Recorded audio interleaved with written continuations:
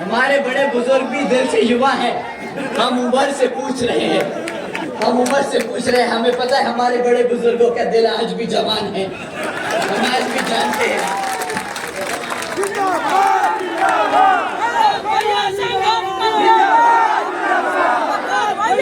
परंतु साथियों, हंसी मजाक अपनी जगह है, पर जो मैं मुद्दा आपके बीच में रख रहा हूं वो बहुत ही जरूरी है।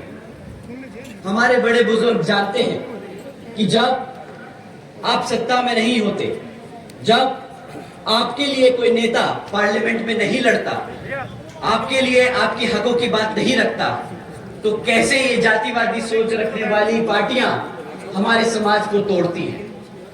आजकल इन लोगों ने रोजगार को नया मुद्दा बना रखा है। इन्होंने रोजगार को नया तरीका ढूंढा है जिस तरीके से हमारे युवा साथियों को तोड़ा जाए।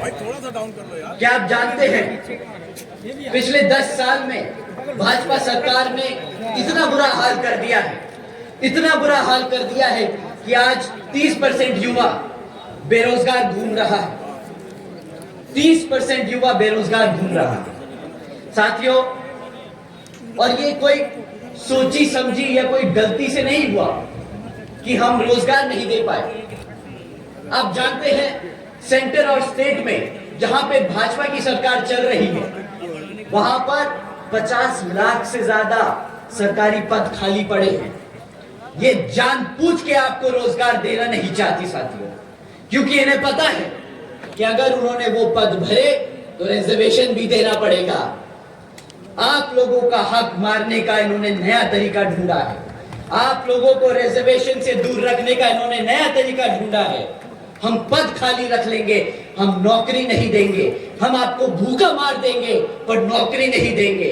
हम आपको गुलाम बना देंगे, मुफ्त में राशन दे देंगे, पर आपको अपने पैरों पर खड़ा नहीं होने देंगे। साथियों, ये इनकी सोची समझी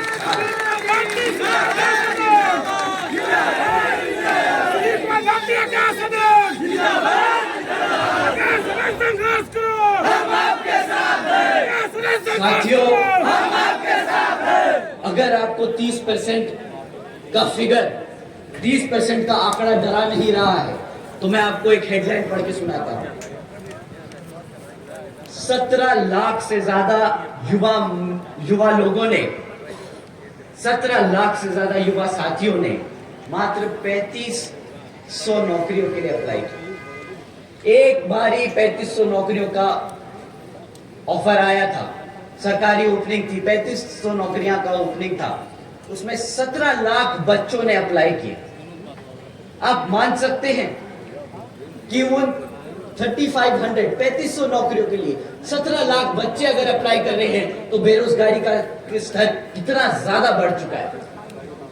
साथियों, मजे की बात तो यह है कि ये 3500 नौकरियां और ये 17 लाख बच्चे जिन्होंने अप्लाई किया, ये हमारे आदरणीय प्रधानमंत्री जी के प्रदेश गुजरात की हेडलाइन है। अब हमें समझ नहीं आता कि अगर गुजरात में ये हाल है तो ये भारत में क्या हाल कर रहे होंगे, और यहां उत्तर प्रदेश में क्या हाल कर रहे होंगे, ये हमारा युवा ही समझ सकता है।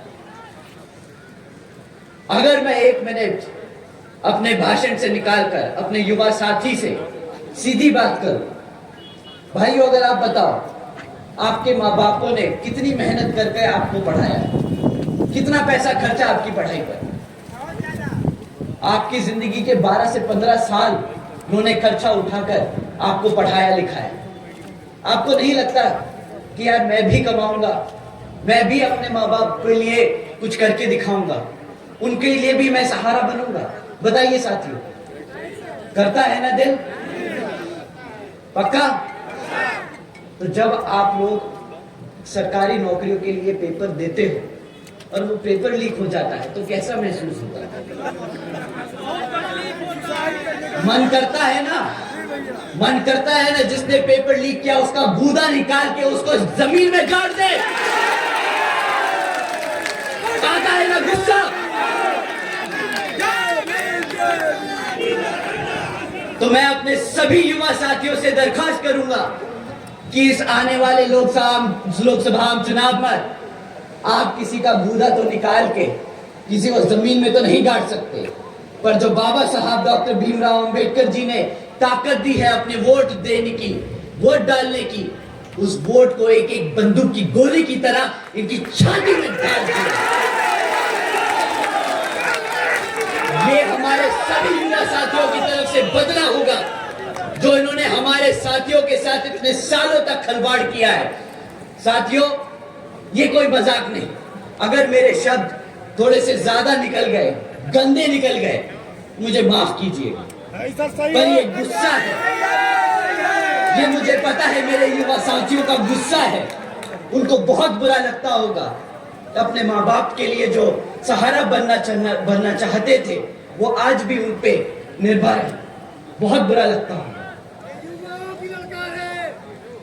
साथियों, दूसरी ओर अब मैं आप सबसे बात करना चाहता हूं। साथियों, एक तरफ इन्होंने हमारे युवाओं को रोजगार से दूर रखा, एक तरफ हमारे छोटे बच्चों को शिक्षा से दूर रखने की कोशिश करी। ये आप लोगों को इन मुद्दों पे बात नहीं करने देना चाहते। आपका ध्यान भटकाने के लिए क्या बात करते हैं? हमारी माताएं, आप ध्यान से सुनिएगा, ये आपको मुफ्त में राशन देने की बात करते हैं। हमारे घर में सबसे ज्यादा किस चीज की जरूरत है? अनाज की। हम किस लिए कमाते हैं? ताकि अपना पेट भर सके। इन्होंने क्या सोचा कि रोजगार नहीं देंगे, पढ़ाएंगे लिखाएंगे नहीं, राशन दे देते हैं, चुपचाप निपट जाएगा मामला। पर साथियों, अब ये चुपचाप से कुछ नहीं निपटने वाले। आप सवाल कीजिएगा कि ये जो बोलते हैं ना सीना चौड़कर मंचों से कि हम 80 करोड़ जनता को मुफ्त में राशन देने का काम कर रहे हैं, इनसे पूछिए कि भाई साहब ये जो एहसान कर रहे हो ना 80 करोड़ जनता पे, नहीं चाहिए, नहीं चाहिए, ये ऐसा चूना मत लगाओ हमें। पूछिए क्यों मैं चूना बोलता हूं। आप लोगों को कितने का राशन मिलता होगा? 13 रुपया। आपको मैं बोलता हूं महीने में वो 1000 रुपए का राशन दे देते हैं। बहुत ईमानदार लोग हैं ना, बहुत ज्यादा, हाँ बहुत ज्यादा ईमानदार हैं। 5 किलो का आटा देते हैं, मैं कहता हूँ तेल भी देंगे, चीनी भी देंगे, गैस सिलेंडर भी देंगे। आपको 1000 रुपये से ज्यादा का राशन नहीं मिलता, 1000 रुपये से ज्यादा का राशन नहीं मिलता। पर अगर साल में अगर 1000 रुपए के हिसाब से भी लगा ले तो 12,000 से ज्यादा रुपए का राशन नहीं बनता। मानते हैं साथियों? क्यों हमारी माताएं बहनें बताइए, 12,000 से ज्यादा रुपए का राशन तो नहीं बनता ना साल का। पर अगर आपकी क्लास 4 की नौकरी लगी होती तो महीने का कितना कमाते? कम से कम 15 से 20,000 रुपया, कम से कम 20,000 रुपया। बिल्कुल, बहन जी के शासन काल में 35,000 रुपए मिल रहा सफाई कर्मी को। 35,000 रुपए सफाई कर्मचारी को दिया बहन जी ने।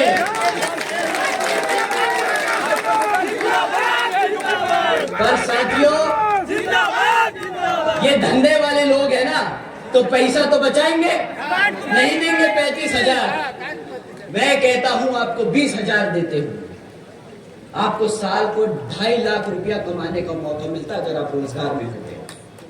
मुफ्त में राशन देके 12,000 रुपए का राशन दिया, 12,000 का राशन दिया और 2.5 लाख का चूना लगा दिया।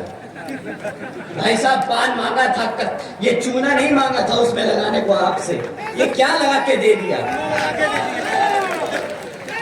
साथियों, ये जो राशन की स्कीम है ना, ये सबसे बड़ा चूना लगाया है हमारी जनता को इन्होंने। और क्या बोलते हैं आपसे गांव-गांव में घूमकर बोलते हैं ना कि मोदी जी का नमक खाया है, मोदी जी का नमक खाया है, अब वोट तो देना पड़ेगा। भाई साहब, अगली बारी ये बोले ना कि मोदी जी का नमक खाया है तो पलट के बोलना कि भाई साहब, जो सामान खरीदता हूँ ना उसमें जीएसटी ठोक के देता हूँ, वो मेरा पैसा है, मोदी जी का नमक नहीं, मेरा खुद का पैसा है। तुमने कुछ नहीं किया, गद्दारी की है हमारे साथ, गद्दारी की है।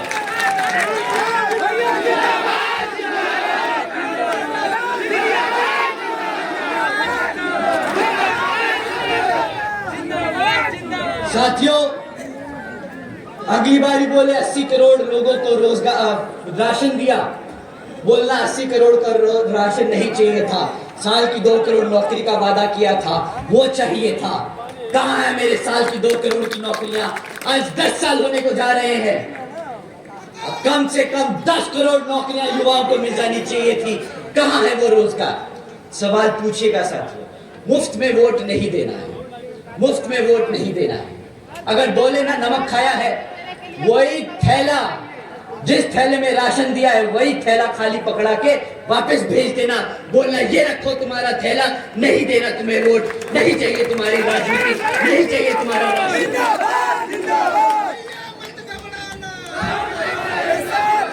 नहीं घबराना मेरे भाई, मुझे पता है तुम मेरे साथ हो, नहीं घबराऊंगा। और वैसे भी कहते हैं ना,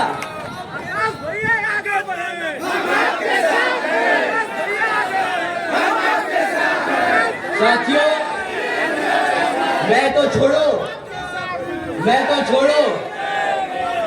बहुजन समाज का हर एक बच्चा किसी से नहीं घबराता, क्योंकि उस बच्चे पे शेरनी का हाथ है और इस भारत में किसी माइकल लाल उसको हाथ नहीं लगा सकता।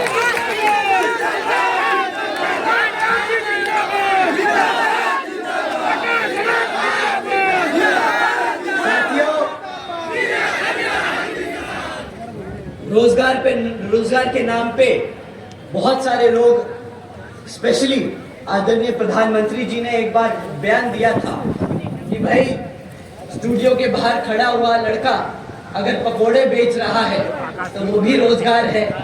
कहा था? गए थे? तो इसी अगर लॉजिक को माने, अगर इसी चीज को मान ले, तो भाई चौराहे पे कटोरा लिए खड़ा आदमी जो भीख मांग रहा है वो भी रोजगार है। और साथियों वो दिन दूर नहीं, अगर प्रधानमंत्री जी दोबारा आ गए ना तो पूरा देश चौराहे पे खड़े होकर भीख मांग रहा होगा, और तब भी ये लोग मंचों से खड़े होकर बोल रहे होंगे हमने पूरे देश को रोजगार देने का प्रयास किया। साथियों 2 मिनट में महंगाई पे लूंगा। आप लोगों ने पेट्रोल खरीदा आज,